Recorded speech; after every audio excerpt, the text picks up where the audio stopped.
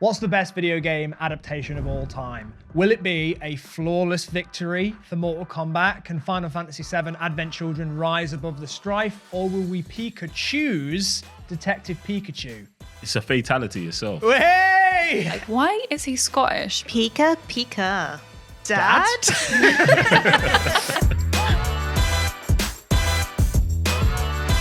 Hello and welcome to the Screen Test. My name's Jack Howard. I'm joined as always by the chief film critic at The Independent, Clarisse Loughrey. Hello. 1/3 of the Cyber Nerds, Joe Ikhinmwin. What's good? And joining us this week is presenter and gamer Els the Witch. Hello. Hello. Isn't it amazing that I can introduce you as a gamer? That is a title that you can have. Now, our generation just thought, I'm going to make this a job. Exactly, because when I was younger, no one did that. I wanted to be a games tester when I was younger, and those are the people that technically test all the games. But now you can just sit on your sofa and play games and make a career out of it. Good video game movies are few and far between, to say the least, but one of the standouts was definitely 2019's Pokemon Detective Pikachu, which was a love letter to the beloved franchise, with Ryan Reynolds voicing that cute little yellow ball of fluff.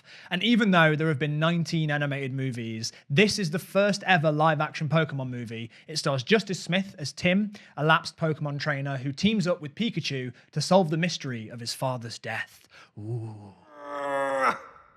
Hey, bud, what are you doing? I can't do it when people are watching. Get me the hell out of here! It just came out on Prime Video, so that gave me the idea to have a conversation about what are the best video game adaptations of all time. And these are all movies that are directly related to the game rather than inspired by them, so it rules out things like Scott Pilgrim vs. the World or Ready Player One. So what have we chosen? Els, we will start with you since you are the guest. Okay, so I have picked Final Fantasy VII Advent Children, which was an animated movie off the back of the Final Fantasy VII game. So the game came out in 1997, the film came out in 2005. So it was quite a few years after, and it was really the first time we got to see all of the characters in proper animation, 3D. In the game, they were kind of like little 2D stick men walking around, and they didn't have voice actors. So it was the first time the whole franchise was made sort of interactive. You could really get the acting and the storyline out of it. So interesting. Yeah. Okay. Joe, what have you picked? I've picked the 1995 nostalgia classic, everyone's favorite fighting movie, Mortal Kombat. I have decided as well that for this episode, not just for you, Joe, but for everybody, every time you manage to weave in a Mortal Kombat quote into your argument, I will give you a bonus point. Naturally, it's got to be you can't just be saying finish him for no reason. You've got to weave it in properly. Okay, thank you. Okay. Clarisse, what have you picked? Look, I'm gonna suck at this episode because I did not grow up with a console. The only thing I had a Game Boy Color, so I had Pokemon. So I've chosen the only choice for me, which is Detective Pikachu. And I love it because, he's a Pikachu and he's a detective, so... It's a very complicated Have I not already concept. sold the film to you? Here's how this show works. These three films, Detective Pikachu, Mortal Kombat, and Final Fantasy VII Advent Children, are going to be put through a series of rounds, including cast, memorable scenes, and cultural impact. And then based on your arguments, I get to decide which one's best. However, listen, I'm just going to address the elephant in the room, because we're all thinking it just needs to be said. Most video game movies aren't Good. Thank you. Right, yeah. So we're all in agreement. They're not great. So we can just address that straight. I don't want anyone listening to this or watching it being like, are they going to mention the fact that they're not good? And we all know that, right? Yeah. They are struggling. One day we may get there. It's a strange thing to adapt, isn't it? I mean, I want to have a little bit of a conversation about this, but I feel like, and I'm not a massive gamer, so my bias doesn't come into this that much, but it feels like to me that the gaming experience is very first-person based, and the experiences in the video game happen to you. And when you adapt that into a movie, it feels like there's something missing in the adaptation. What do you think that is? I think personally the issue is trying to adapt the game exactly the same way it is. I feel like you've got to take the idea, concepts, and narratives and just make something else in that universe. And I feel like that is the best way to get a good video game movie. But they never do that. They always try and make it exactly the same as it is in the game, and you're never going to be able to substitute the experience of playing that as just watching it. Els, what do you think? I think that with video games, they're quite long. So you build a relationship with the characters and the game in your own time. And I think that translating that into sort of a 2-hour movie, it doesn't work as well because you don't have that connection with the characters, I don't think. I think with Mortal Kombat, the 1995 movie, they actually do get quite a lot of the lore in. It's just held back by everything else, like the choreography, the fighting. Wait, I feel like I'm fighting against my own movie. No, you can get some points for honesty if you keep going. Yeah, man. I mean, basically, it's like we said, it's not very good, but the choreography, the characters, like, it's just so hard to depict something, especially in 1995, in that way, that it just doesn't work. This is it. It's a fatality itself. Hey! Okay, that's 2 bonus points for Joe out the way for being honest about it and also getting in a Mortal Kombat quote straight out the gate. Well done, Joe. Thank you. 2 bonus points there. All right, let's jump into the first round, which is going to be cast. Now, all of the choices here, at least for our generation, seem kind of inherently nostalgic. And so what I'm kind of interested in is, do the casting choices feed into that for you? Is there something about the way that these iconic characters are represented that feel like the definitive version of what they are for you? Yeah, I always imagined that Pikachu would have the voice of Ryan Reynolds, even as a small child. Nice. I said, hey, if Pikachu had a voice, it would probably be Canadian. Excellent argument. just completely undermine the position that I was taking on that. I'm sorry. I don't know how to argue that because obviously Ryan Reynolds is not the obvious choice for Pikachu because he's a Pikachu and he should just say Pika Pika. On paper, it shouldn't work. Like, Ryan Reynolds as Pikachu shouldn't work. But for some reason, I really like it. I don't think it does. Like, he's doing like a Deadpool, but a PG Deadpool. Yeah. He's doing like dick jokes and stuff like that. And I'm just like, this is kind of inappropriate for kids who are trying to watch Pikachu. But my favourite performance in it, though, is Bill Nighy as the bad guy. Everyone must be Pokemon! For no reason. That, as a motivation, is just we don't care. He wants everyone to be Pokemon, so he's evil. And I will, to Bill Nighy's credit, he did not know what Pokemon was going into the film, but he bought the Pokedex. He still doesn't. No, he bought the Pokedex. He did his research. Now he kept the ancient Pokemon wall hangings from the set, and they're just in his house now because he did his research and he's now a Pokemon fan. So I feel like in favor of the characters, like, everyone's very invested in this, and I think Justice Smith does a great job as the lead because he signed on to it because he just saw the story of a father and a son, and it's a really sweet story about a kid who made this decision when he was very young that he didn't want to go live with his dad. He wanted to stay his grandmother because he felt like his dad has sort of sidelined him and betrayed him by dedicating his life to the Pokemon and to his detective work. And so for him to go on this journey, sounds so serious when you describe it. It is. Look, there is a great scene, a great piece of acting from Justice Smith where he's talking about his childhood and he's just sitting somewhere in London on a curbside and he's crying and he's giving this beautiful performance about the day that he was going to go on the train to go visit his dad and he decided not to. And it's on its own, it's so beautiful. Then they just cut to the wide shot and there's just a Pikachu sitting there being like, it's okay, man. Just Ryan Reynolds being like, yeah, and also that's it. Like, how does he forget that Ryan Reynolds is his dad? How does he forget that voice? Because you just don't expect it to come out of a Pikachu, right? Sure. I suppose if I heard my dad's voice coming out of a Pikachu, I would not be like, Dad? You would just be like, I guess this Pikachu is also Canadian. I'm not going to question it. I don't know. I like Ryan Reynolds' Pikachu because they needed somebody who had a really distinctive brand to kind of mold that character, because it is very much a blank slate. And he just kind of plopped What personality do we want to his ready-made- put onto this cute little thing? Yeah, and what they did is that they they got a bunch of clips of actors that they were considering and just put them on the Pikachu animation. So they had like Danny DeVito Pikachu for a bit, Hugh Jackman Pikachu, Dwayne Johnson Pikachu, like all the possibilities, and they just would watch the clips with the actor's voice on the Pikachu, and they just said Ryan Reynolds face. I think I want to start the hashtag release the DeVito cut. I want to People see really wanted him, but they just said that it didn't work, and I kind of he'd be I a different kind of sort see of that. character. Yeah, he's maybe a bit too chaotic. I mean, it's for very Detective like Pikachu. similar to Philatites from Hercules, short little animal thing being rude to you. Yeah, but that's the thing. The Detective Pikachu's not rude. He's just lonely. But the thing is, when Pokemon was out, I got the impression that Pikachu was quite a spiteful Pokemon, and was really disobedient, quite spiteful, and would only Ungrateful. kind of respond to Ash. So I feel like the Ryan Reynolds character is a bit more friendly than I imagined Pikachu to be. I can't believe this. I can't That's believe this okay, is a but I would- conversation my we're having about the counter-argument would characterization of be- Pikachu. Like, that's one Pikachu. Pikachu is a species, and That's the true. Pikachus have different Not all personalities. Pikachu.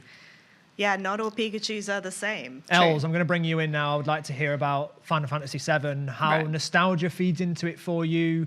Like, tell me about, because I don't exist in this world, and I don't want to come across like I'm being like, oh, go on then, tell me about your nerdy thing. I just don't understand it. I want to know what it is, how Okay. it exists in your life. So I think with Final Fantasy VII and then the movie Advent Children, it's very, like, if you like Final Fantasy VII, you're very passionate about it, and it's got a cult following.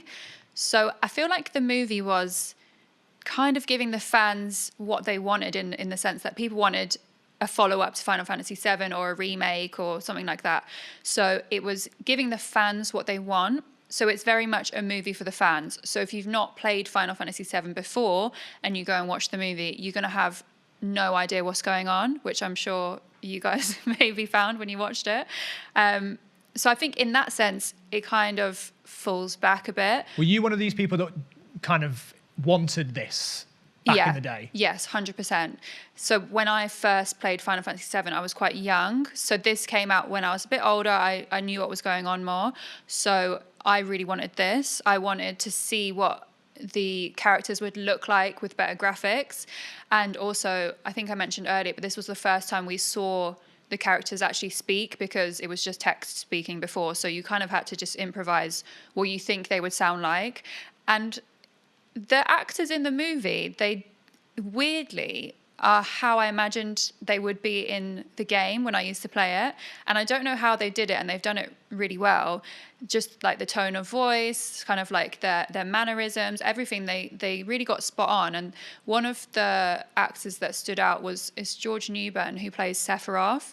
And he is by far the best actor in the movie. Some of the acting is a bit off, but he really stood out. And I think that because since the movie's come out, we've had Final Fantasy VII, the remake, which came out last year.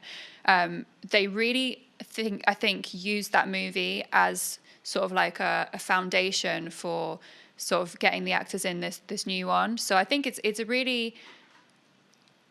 It's a big step forward from the original game, and it gave fans what they wanted. As a fan of Final Fantasy VII, when I heard them speak, I was just like, how is this exactly how I imagined some of their voices to be without even hearing them speak before? And the other question that I had was, how many Final Fantasy VIIs are there, and why do they keep making Final Fantasy VII? Okay, so there's a compilation of Final Fantasy VII, which is like a universe. So you have like the Marvel universe. They kind of have different stories within the Final Fantasy VII. So Final Fantasy VII came out first. It was, I think, the best video game of all time, and it revolutionized role-play games, so RPG games. So from that, had a cult fan following. They've made different games. So they've made prequels. There's sequels that happen before and after the events of the game. And then obviously we have the movie as well. So it's all kind of built up around the core original game to give fans sort of more elements to the storyline, I guess. So I guess it's Final Fantasy VII that people have really taken to, and it just Yeah. happens to have been the 7th one that people like fell in love with the characters and stuff in that. Yeah, well, Final Fantasy VI was 2D, so it's like a bird's eye view, and Final Fantasy VII was completely different in the sense that it was just a massive step up, and the storyline is amazing, and I think that is what makes people fall in love with the game so much. I have a really ignorant question. Go for it. While I was watching it, who is the cat? There's a cat that turns up and he's got a little crown. What a great Why question. was he Scottish? I don't know threw me. that. That was the only thing that I was going to make a point on. So he's called Kate Surf, I think. Joe, am I saying it right? I don't. This Yeah. is your world. Okay, cool. I thought you knew. Nah, not about the cat. Okay, so he basically Does anybody is, in the comments know about the cat? Tell me who the cat I don't know is. why he was Scottish, but his character in the thing is he was a spy for Shinra, who were the corporation. So the events of the movie take place 2 years after the actual main game. So Shinra were basically this massive corporation who suck the elements out of the universe to make energy. So it's kind of like in real world, if we use like oil to make electricity, it's like that kind of. And he was a spy, so he infiltrated their camp and was feeding information back to Shinra. But then he turned out good, and I don't know why he was Scottish in the I movie. hope that he's Scottish, even in the. Yeah, because in Even the every game, version. In the the Japanese captions version. in the game, was it like, okay, I'm. No, there that's there was no sort of okay. inkling that he would be Scottish. So that was the only thing that threw me off. I'm like, why is he Scottish? It's such a choice, and I was Diversity. like, I want to know who decided Diversity. the cat is Scottish. Everyone, like, everyone's American, but this I'm one going to cat give you a is bonus Scottish. point for the Scottish cat Thank you. because I enjoy that. The rest of the lore and things like that, it's just.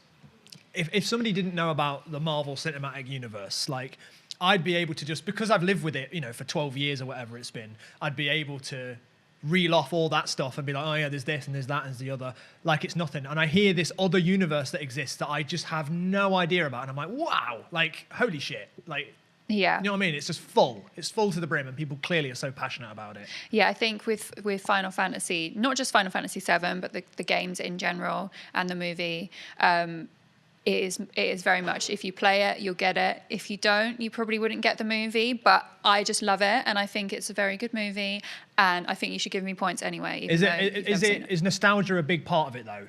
100%. Because if I hadn't have played the game, I firstly wouldn't know what was going on, and secondly, there's moments in the game which we'll get into with the memorable scenes that just touch your heart. And there's a really sad part in the game, and it makes me cry.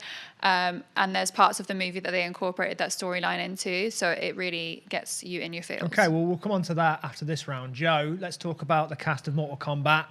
All right, so There's a I lot want to to pick talk from. about Shang Tsung. So he's the bad guy. I want to bring him up not because he's particularly. Yeah, He's not, so good at that. not because he's particularly great in the movie and No, he says fatality like every 10 minutes, but I think after this movie, he goes on to be this character like throughout Mortal Kombat. So he still plays him in other things? to this day, he Oh, still wow. plays that same character in the video games. Good on he him. voices him. He's like the chess master. Like if you go into like the store where you like buy stuff, he's the guy there who welcomes you in, and it's him. Like they've like rendered it to look exactly the same as him now. So he has. What an amazing impression he made on everybody then. That's what I'm saying. He has become this guy. So in the cast, I'm saying he's definitely a standout, and he's been in other movies as well, always as like the fifth person, like in a movie. But I just love when an actor chews the scenery with a part though. Like when he just knows I am the big evil guy, so I'm going to perform everything like it's the most evil thing I've ever said. yeah, and he just does it. He does that all the way through. And I think that's every character in this is themselves. Like they're one note, but to 1,000. Like Johnny Cage is that guy. Like he's the Johnny Douchebag, Bravo of Hollywood, the Johnny yeah. Bravo of Mortal Kombat, and he's just He's just a piece of shit. Am I right in I'll saying that at one point in this, and I don't want to ruin your memorable scenes, that Johnny Cage does the splits and punches Goro in the balls? Yeah, he does. I mean, that's actually a signature Johnny Cage move, and I feel like you should give me a point for stealing that away from my memorable moments. But one thing I do want to bring up is Bridget Wilson Sampers. So she did all of her own stunts in the movie. Who does she play? She plays Sonia, Sonya Blade, the police officer with the big shotgun. She done all of her stunts in the movie. Cameron Diaz auditioned for the role, but she injured herself in the training for it, and so did Kathleen McLaren. Both of them were trying out for it. They both injured themselves during training. That would have been a very different film. So then Bridget Wilson gets the role and does all her own stunts exactly the same way she did in Last Action Hero that came out a few years before. Fun fact, Steven Spielberg loves Mortal Kombat.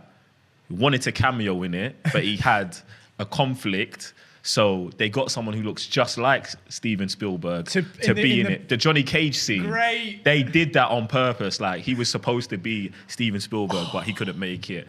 Oh, wow. Okay, I think that brings us to a close on the first round. I'm going to go ahead and give 3 points to Mortal Kombat because I thought that Joe argued that so well. Oh, thank you. I think I got a bonus point. You got 2 bonus points, Joe. Oh, thanks. You got a bonus point for the honesty of it not being great, and then you also slipped in fatality, just very naturally, which I appreciated. And then I'm going to give 2 points to Detective Pikachu because I do agree that Ryan Reynolds is entertaining as Pikachu, but I also feel similarly to Joe that it feels a bit like... But the disrespect to Justice Smith, you just, he gave such a good performance and you disrespected it. He cried his little heart out in the middle of London next to a Pikachu. Good. I think he's nice. And he had to act next to a CGI green blob thing, yeah. that was meant to represent Pikachu. Which means that Final Fantasy Advent Children gets 1 point, but there is a bonus point as well. For the Scottish cat. For the Scottish cat. Yeah, I'll take it. I wish I'd never mentioned it. So at the end of that round, Mortal Kombat has 5 points and Detective Pikachu and Final Fantasy have 2 points each. We're going to stay with you though, Els. We're going to go on to memorable scene now. Okay. You can talk about many memorable scenes, but Els, it seems like you've got one that is particularly emotional for you. Yeah, there's a couple. They're towards the end of the movie. So the first one is... The whole movie is structured around the comeback of the big evil character in Final Fantasy VII, which is Sephiroth, and he's like renowned as just being just like really, really evil. And he makes a comeback towards the end in the middle of a big fighting scene. So has he previously died and he's now returned? Yeah, so in the end of Final Fantasy VII, no spoilers, but here's a spoiler, Cloud, who's the main character of Final Fantasy VII, defeats Sephiroth. So Yes. So he comes back through the evil character in Final Fantasy VII Advent Children called Kadaj, and they kind of morph. So Kadaj changes into Sephiroth, and he says like, "Hey Cloud, it's Sephiroth." I can't do the voice because it's really low, but it's just like a moment. And if you played Final Fantasy VII and you were scared of Sephiroth, because it was really scary when you used to play it, it kind of sends a little shiver down your spine because you're just like, oh my God, he's back. But is this the first time you've heard him speak? Yes. Right. And the voice actor who played him was really, really good. He's actually better than the voice actor in the remake, which they released last year. And it's just a moment because you're just like, oh my God, this is exactly what I imagined when I played the game. So that's a big moment because obviously Sephiroth's come back. He's like, oh my God, he's back again. After all, 3 discs worth of playing that game to kill Sephiroth, and he's come back. So that was a really big moment. And then at the end, the last scene of the movie, Cloud, who's the main character, looks over. They're in the chapel. So in Final Fantasy VII, the game, there's this character called Aerith, and she dies in the main movie, and it's a really, really sad part, and it makes me cry. And she comes back. She's kind of like a ghostly, kind of like heavenly figure. So it's kind of like Gandalf the White. Yeah, yes, like that. And they're in an archway in the chapel. I apologise that I have to make this reference in my head to things just that I know. Just to understand what's going on. So I'm like, it's kind of like this thing. Yeah, so she kind of comes back. She's in an archway in the chapel. He glances over, and there's another character called Zack, who Cloud works closely with, and they kind of walk off into the distance. She's like, see, everything's okay. And it's like really, because she comes back from the dead. Is that the moment that That's the touches you. Yeah, touches me. She's come back. It was when you play the game, it's a very, very sad moment. It's probably like the key moment in the entire game. So for her to come back and just say, do you know what, it's all right, because it's 2 years after the game, everything's gone a bit pear-shaped, and she's just like, no, you're going to be fine, don't worry, and walks off into the distance. What is it about that scene, other than the fact that it's been built up in the story, like when you revisit it now, what is it about that scene that's like really emotionally pulling on you? It's just the fact that when you finished Final Fantasy VII, the game, you wanted to know what's going to happen afterwards. So the movie sets the stage for it's been 2 years. You thought things were going to be better because that's generally what happens. Everything's happy ending. But really, it's not better because there's this virus, which is called geostigma, which was going around and killing a lot of the people. And I think the whole movie just ties in really nicely at the end with kind of like the conclusion of, yeah, bad things will happen in life and you're never going to sort of like just have a happy ending and then that will be it. But in the end, everything's going to be fine. You're not alone. You've got people around you that care for you. It feels like there's some really big ideas and themes being explored in this kind of like, larger than life fantasy world, but it's like really exploring more human ideas. Yeah, definitely, because the key thing about Final Fantasy VII is it kind of mirrors real life to a certain extent. Obviously it can't, because there's like monsters and materia and things like that, but we all deal with monsters. Yeah, exactly. So it's all about the planet and preserving the natural resources of the planet, and how as humans we are a product of the planet. When we die, our soul goes back into the planet and feeds it and recycles. So I do think that you can kind of relate it to everyday life and how obviously we use the planet's resources and it could end really badly one day. So the movie kind of, you can apply it to your real life and sort of get an emotional connection to what's going on.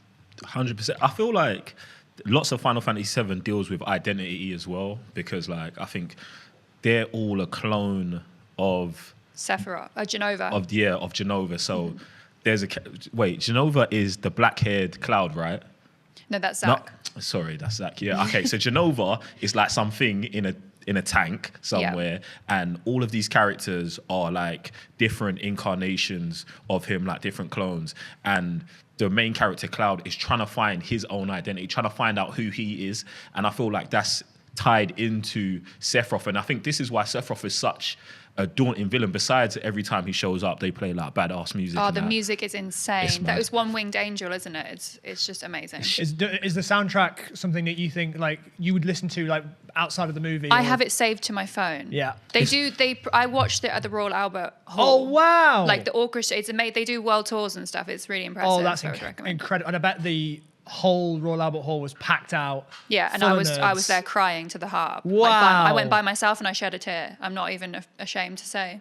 Okay, who's going to follow that? Joe looks eager.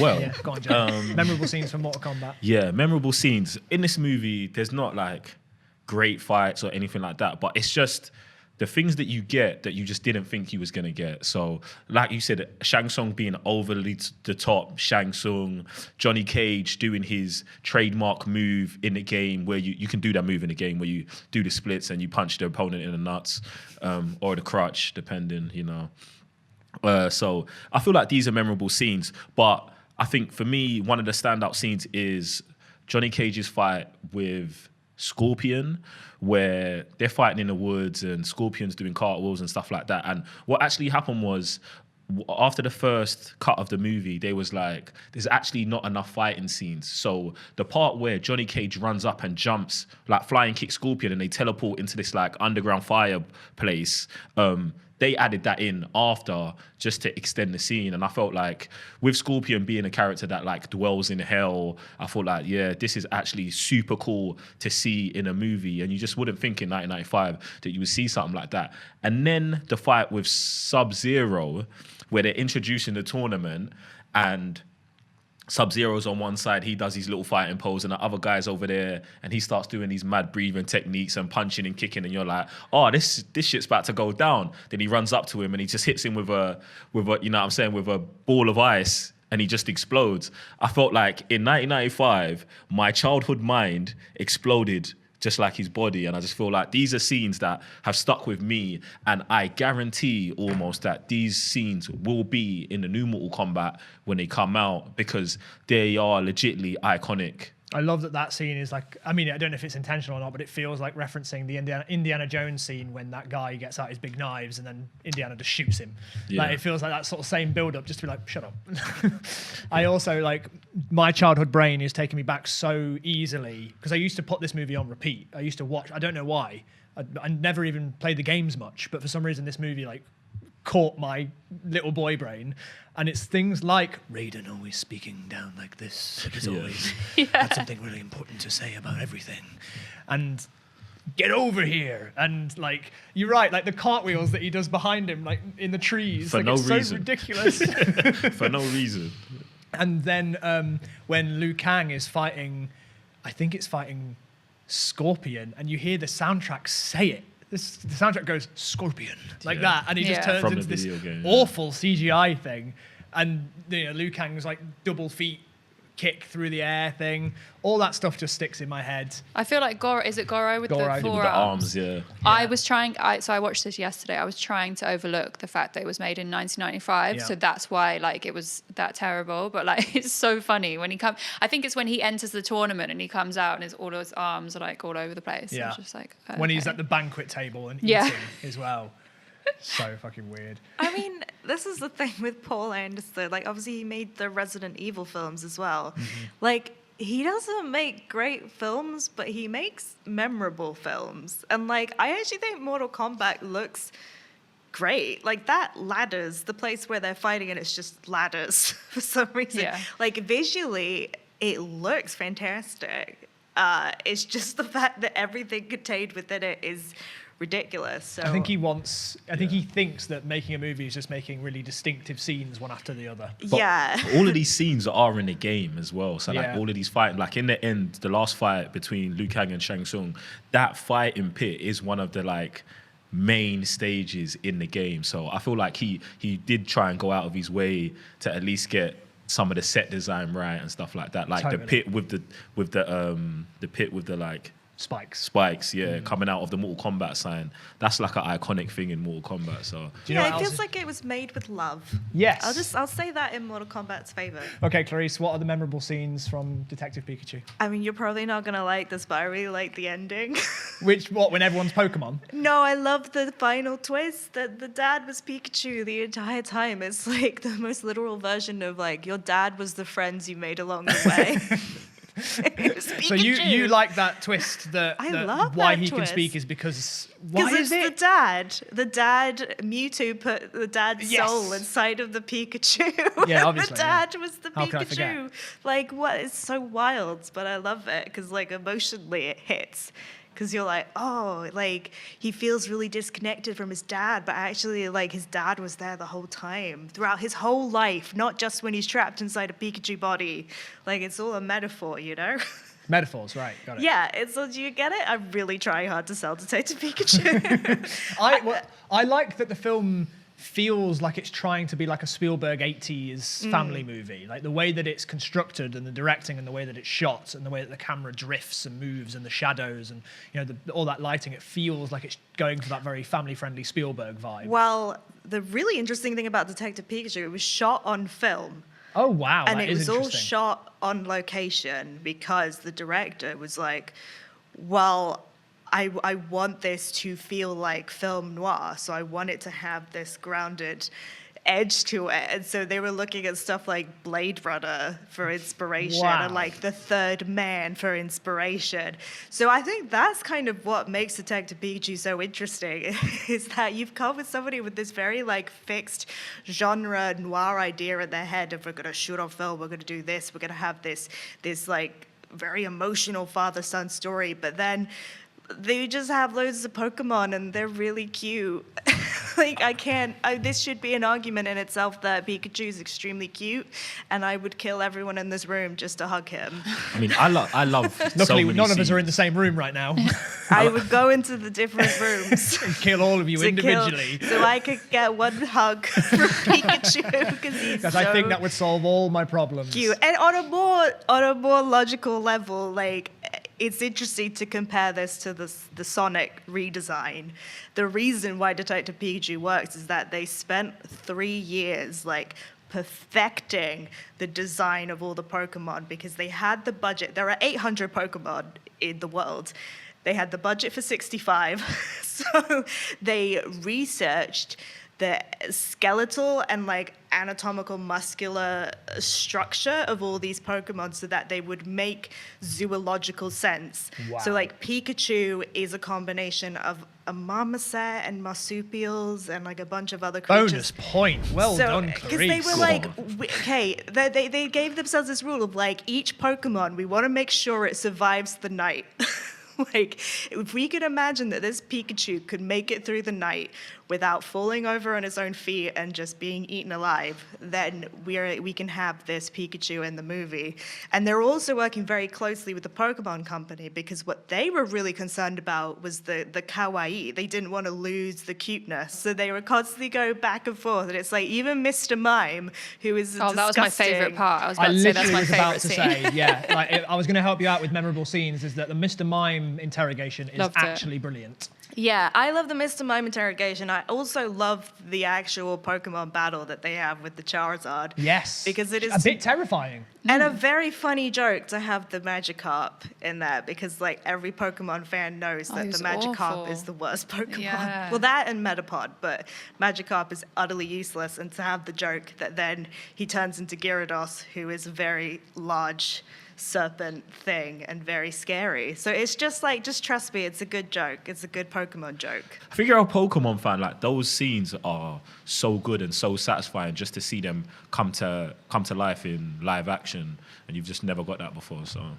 it's Yeah, tough. and then it's like it is done in a very loving way where it's I mean obviously they couldn't have every Pokemon, but the ones that they do include, like, you know, Jigglypuff is doing what Jigglypuff should be doing, which is singing karaoke and making someone fall asleep. Like, they clearly understand how Yeah. these characters work. And the Psyduck as well was so annoying. Yeah. But like I feel like in the game I really hated Psyduck as well. So Okay, I'm going to give out these points a little bit differently. I'm going to give top points to Final Fantasy VII Advent Children because, Els, it's clearly so personal to you.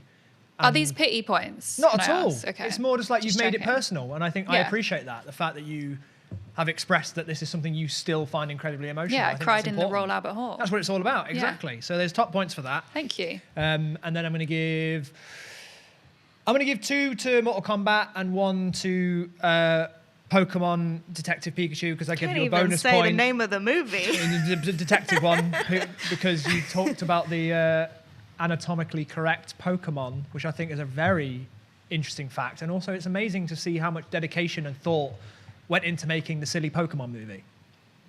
Yeah, it's not so silly. That's the point. I take it back. And at the end of that round, Mortal Kombat has 7 points, Final Fantasy VII has 5 points, and Detective Pikachu has 4 points. Okay, the third round is cultural impact. So how have your adaptations influenced the way that video game movies are being made now? Have they? Does it matter?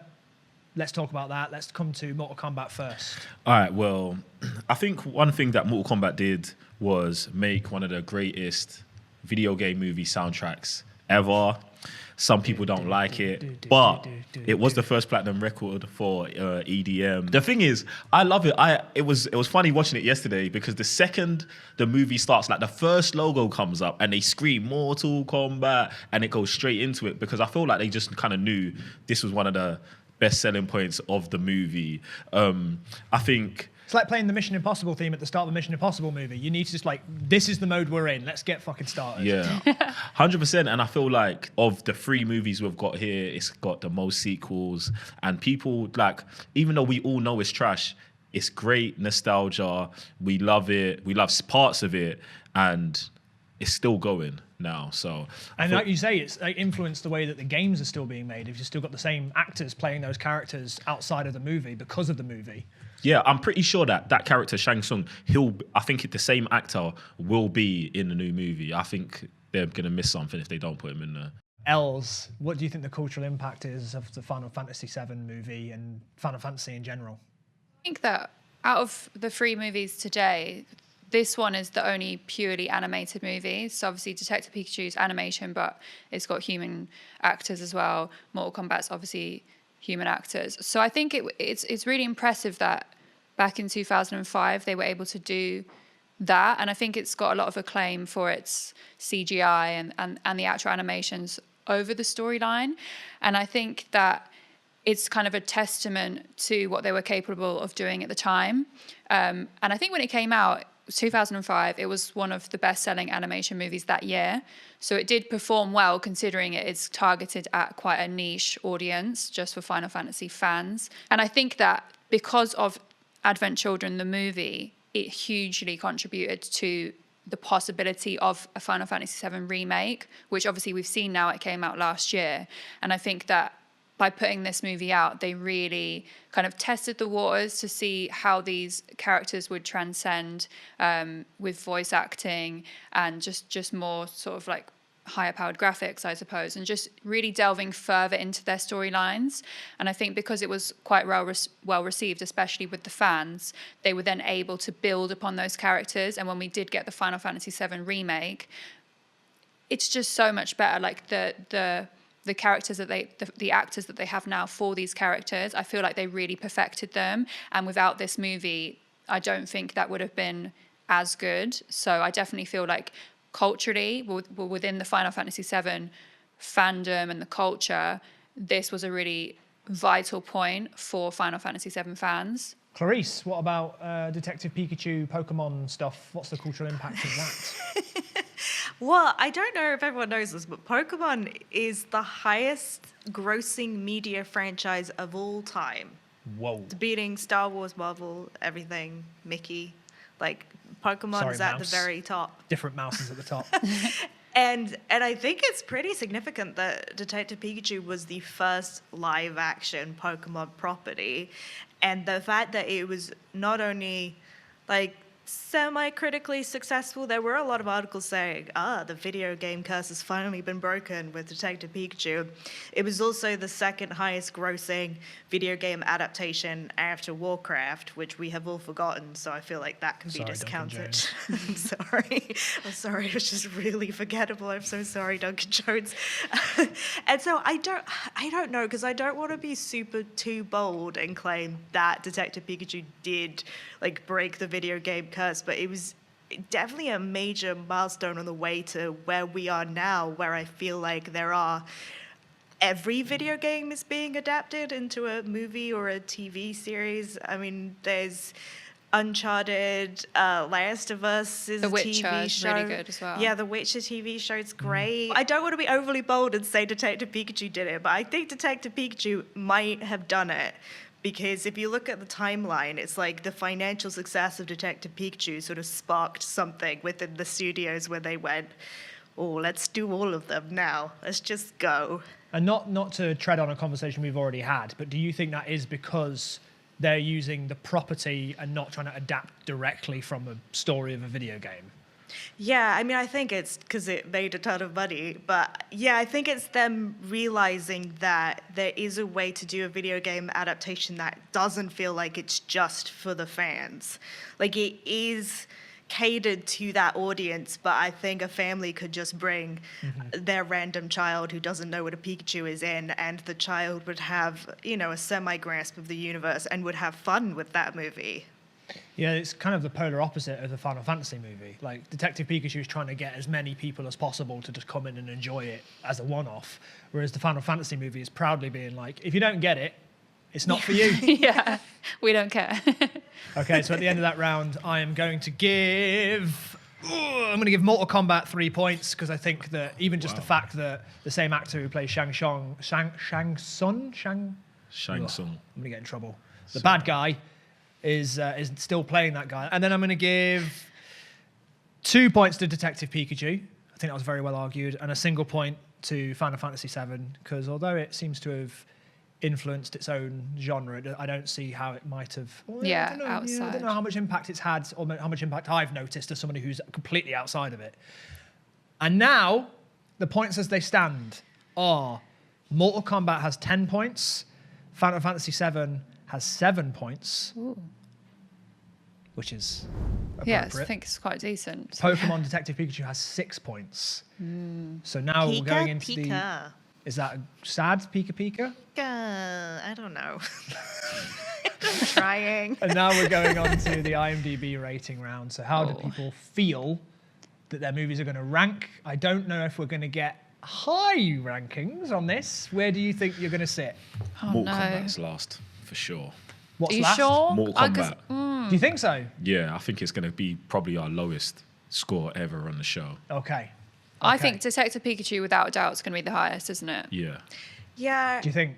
I will say, I didn't bring any of this up because I don't know enough about Final Fantasy to make this argument, but I looked into it and it seems like some people really don't like that movie who are Final Fantasy fans. So I feel like that might Yeah. unbalance it a little bit. I think it's mixed reception. To say the least. All right. Let's find out. If you think Mortal Kombat's going to be lowest, we'll start with that. Alexa, tell me the IMDb rating for Mortal Kombat. Mortal Kombat has an IMDb rating of 5.8 out of 10. Garbage. 5.8. 5.8. I'll take my 1 point, thank you. 5.8. Well, yeah, that's just 1 point for Joe there. That's definitely going to be the case. Well, who knows? Alexa, tell me the IMDb rating for Pokemon Detective Pikachu. Pokemon Detective Pikachu has an IMDb rating of 6.6 out of 10. Might have a chance. I feel like that could have been higher, I'll be honest. I thought it was going to be higher. Yeah, 6.6 seems quite low for how... Yeah, when Ryan Reynolds made all those jokes. Yeah, he said things. He said things. He drank coffee. It was very funny. And Oh you no, want to what's hug Final him and kill Fantasy everyone or 7 going to something. be? Well, this is it. Like, do you think that it can beat 6.6? I think it can. I think maybe, but I don't know because then it's like some people didn't like the movie. But if you're a Final Fantasy VII fan, just give it its props because it gives you extra storylines. So for that reason, I want to say it will score higher than Detective Pikachu. There's only one way to find out. Alexa, tell me the IMDb rating for Final Fantasy VII Advent Children. Final Fantasy VII Advent Children has an IMDb rating of 7.2 out of 10. How do you Yes. feel? Elated. 7.2. Makes Very sense. surprised actually that I won. There we go. So that Wow. means that for that round, Final Fantasy VII gets 3 points, Mortal Kombat gets 1 point, and Detective Pikachu gets 2 points. So that means at the end of it all, it's not the order I thought it was going to be in, but Mortal Kombat has won with 11 points, followed by Final Fantasy VII Advent Children with 10 points, and then Detective Pikachu with 8 points. Wow. I really, as a biased judge as I am, and I don't claim to be anything other, genuinely didn't think that Detective Pikachu was going to come last. I thought it was going to be the other way around. So did I. Nobody did. Nobody did. How could this have happened? I think, Els, you made a really good argument by making it all very personal. Thank and that, you. I'm a sucker for that. But props to Joe. Nostalgia. You have rightfully... Is there a Mortal Kombat thing I can say to you while I give you this? You've got to say finish him. But you already have. Flawless Fatality. victory. Flawless victory. Oh, yeah. There we go. Have the award. I should lose a point for that. Thank you. How do you feel? I just want to thank Shang Tsung and Scorpion and everyone else from Earthrealm who made this possible. Thank you, Joe, guys. but now that I've given you that award, your soul is mine. Cringe. And now it's time, by popular demand, it's the return of Unbox The Plot. Els, this is a section where I get one of my favourite video game movies, and put it in a box with some props that are going to tell you about the storyline. But first, before I bring out the box, you need to improvise a theme song for Unbox The Plot while I bring it out. Oh God, me? Yeah, go for it now. Our guest always has to do a theme song for Unbox The Plot. Unbox the plot. Da-na-na-na. Unbox the plot. Da-na-na. Da-da. There you go. Wow. Yeah, well done. I thought it Thank was very you. good. That was Oscar worthy. So, you have a whiteboard in front of you. Yes. I've got 4 props in here that are going to allude to one of my favourite video game movies. And the earlier you guess it, the more likely you are to win.